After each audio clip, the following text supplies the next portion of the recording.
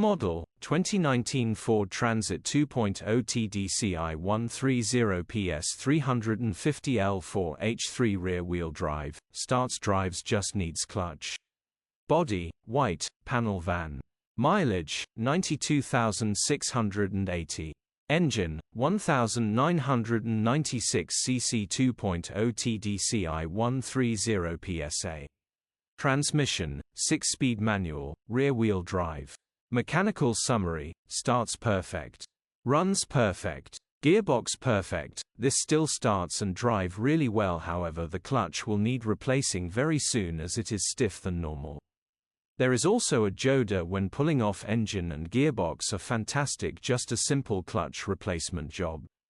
Condition summary, bodywork is in decent, average condition. Interior is in decent, average condition. Rear load area is in decent, average condition, genuine honest work van. Features, electric windows. EU status, Euro 6. HPI, clear. Cap retail, £9,795 plus VAT. Click the link in the description for